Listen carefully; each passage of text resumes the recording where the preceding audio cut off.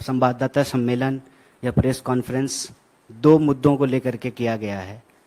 पहला तो आप सब जानते हैं कि महाराष्ट्र में सरकार की मौजूदगी में सरकारी कार्यक्रम में सरकारी लापरवाही से 11 लोगों की दर्दनाक मौत हुई है।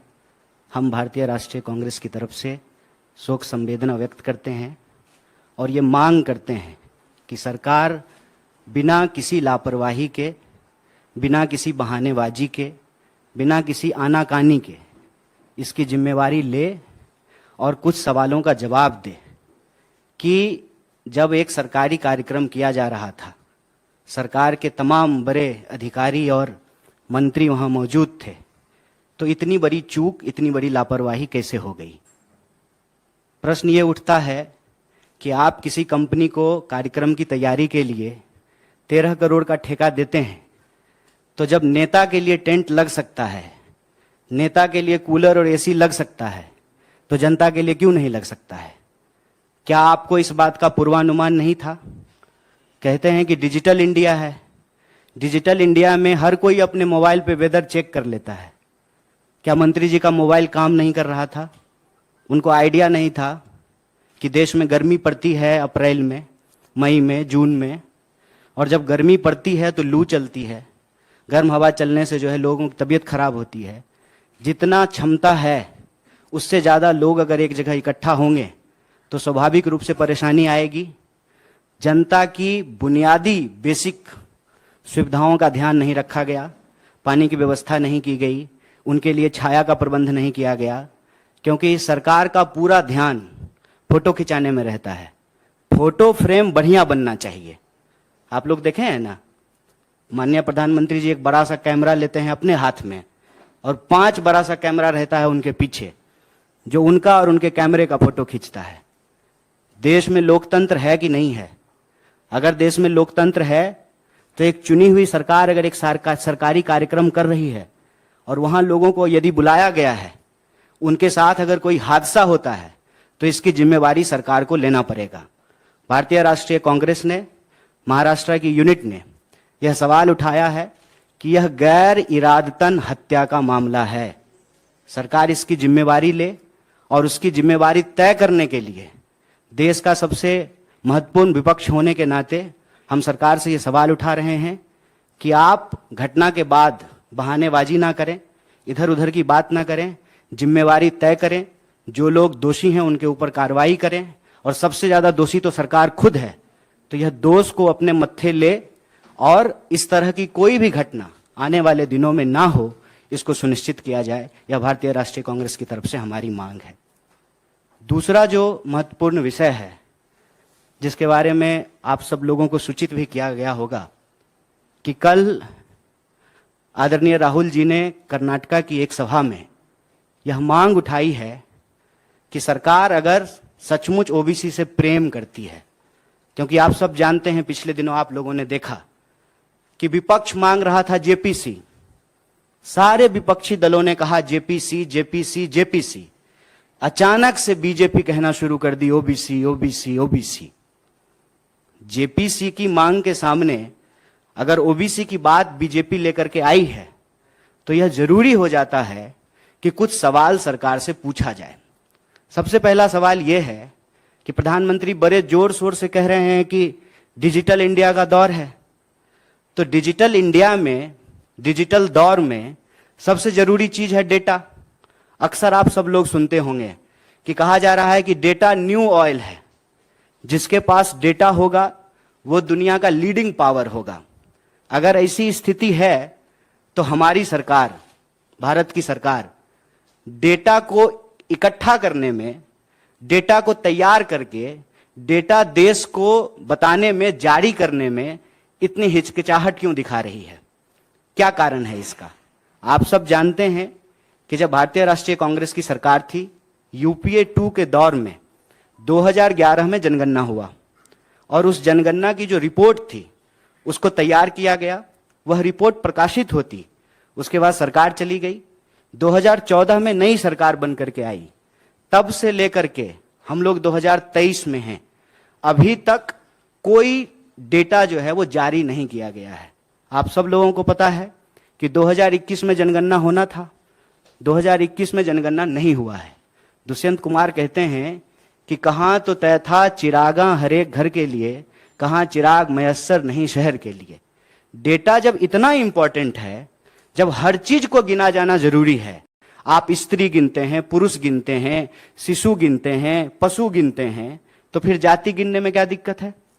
और हम इसमें कुछ और तो नहीं कह रहे हैं, हम ये कह रहे हैं कि देश में हर 10 साल में जो सामाजिक, आर्थिक और जातीय आधार पर जो जनगणना होता है उसका रिपोर्ट जो है आप जारी कीजिए।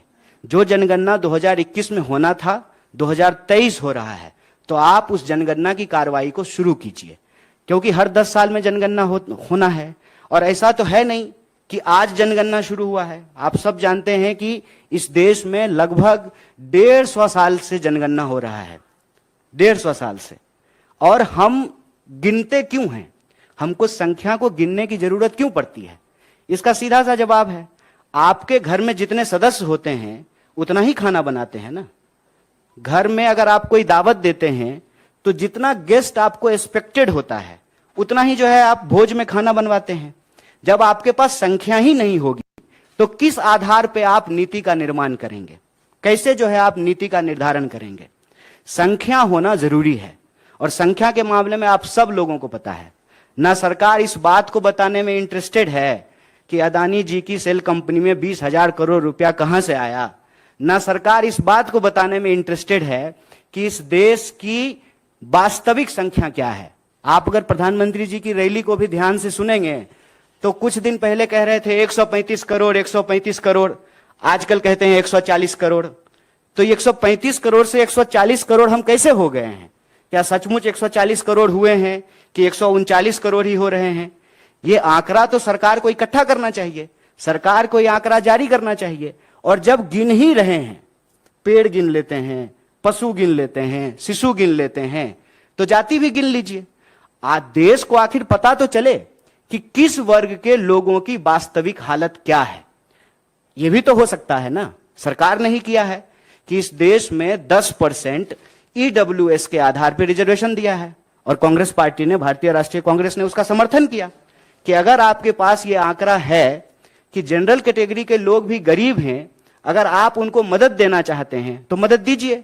सरकार यह भी डेटा इकट्ठा करती है कि गरीबी रेखा से नीचे कितने लोग रह रहे हैं, इसके आधार पे आप BPL कार्ड जारी करते हैं, इसके आधार पे आप उनको खाद्यान्न सुरक्षा देते हैं, इसके आधार पे आप प्रधानमंत्री आवास योजना के तहत उनको घर बना करके देते हैं। तो किसी भी सरकार के लिए आंकड़ा का होना जरूरी है। प्रश्न यह है कि आंकड़ा क्यों छुपाया जा रहा है? और आप सबने देखा कि किस चालाकी से यह काम की जाती है। राहुल जी ने चोर को चोर कहा। अब बताइए, चौ को चौ नहीं कहेंगे तो 100 कहेंगे? चोर को चोर ही तो कहा था, तो इन्होंने कह दिया कि ओबीसी का अपमान कर रहे हैं। प्रधानमंत्री अपनी रैलियों में जाकर के कहते हैं कि मैं ओबीसी से आता हूं। अरे तो आप ओबीसी से आते हैं तो बहुत खुशी की बात है, बहुत अच्छी बात है कि ओबीसी देश का प्रधानमंत्री बना है। यह इस बात को सुनिश्चित करेगा कि अब सरकारी विभाग में कोई भी पोस्ट जो है वो खाली नहीं होगा। जितना विभाग में रिक्तियां हैं, सारी रिक्तियां भर दी जाएगी।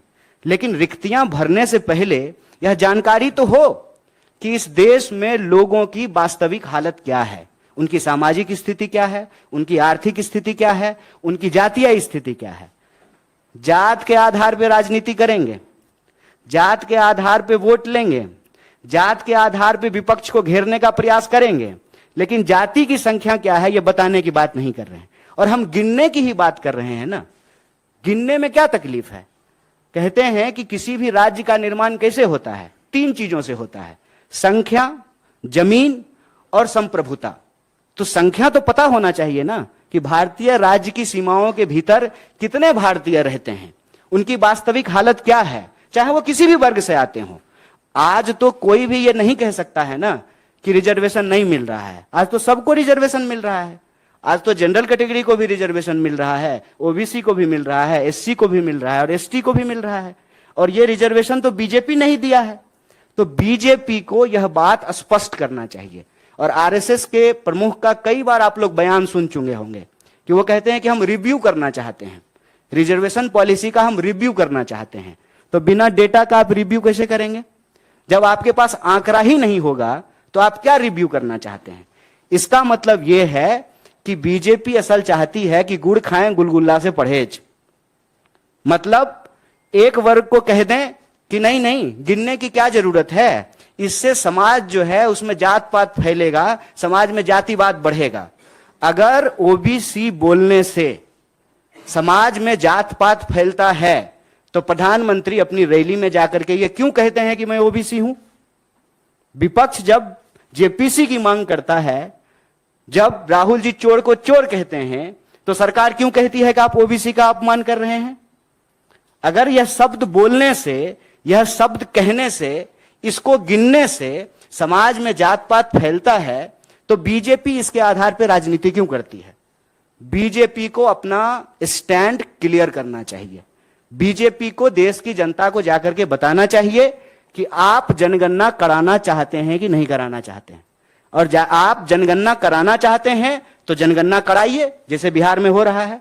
अगर आप नहीं कराना चाहते हैं तो वो भी प्रेस कॉन्फ्रेंस करके देश को बताइए कि हमको देश के लोगों को गिनने की जरूरत नहीं है, सरकार को लोगों को गिनने की जरूरत नहीं है। उनका दोस्त जो है ना वो डेटा इकट्ठा कर रहा है, जिसके आधार पे जो है वो चुनाव की नीति बना लेंगे। लेकिन सवाल यहां सरकार की नीति निर्धारण का है। कितने लोग किस घर में रहेंगे उसी के आधार पे आप कमरा बनवाएंगे ना। एक जो है बेडरूम बनवाएंगे, बच्चा हो गया है 2 तो एक जो है चिल्ड्रन रूम बनवाएंगे, गेस्ट आते हैं तो एक गेस्ट रूम बनवाएंगे। किसी भी नीति का निर्माण आप डेटा के आधार पे करेंगे। सरकार डेटा जारी नहीं करना चाहती है और यह सवाल राहुल जी ने उठाया है, जो आज के लिए बहुत जरूरी सवाल है।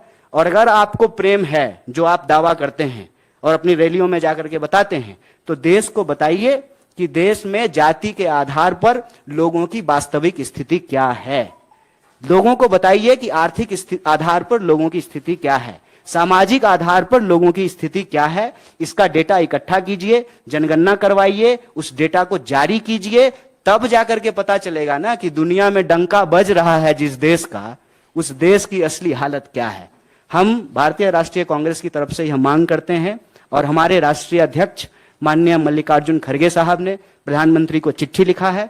उस चिट्ठी में यह जिक्र किया है कि हम दोनों सदन में इस बात को उठाए हैं कि 2011 में जो जनगणना हुई थी उसकी रिपोर्ट को आप जारी कीजिए। 2021 में जो जनगणना होना था उस जनगणना को अविलंब शुरू कीजिए।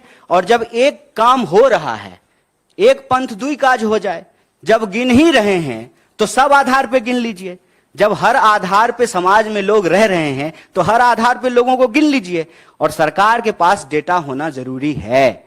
सरकार अगर कहती है कि देश में खुशहाली है, देश में खुशहाली आई है, लोगों के बीच में प्रॉस्पेरिटी फैला है, तो यह बताने में क्या दिक्कत है कि देश में जो है कितने बेरोजगार हैं।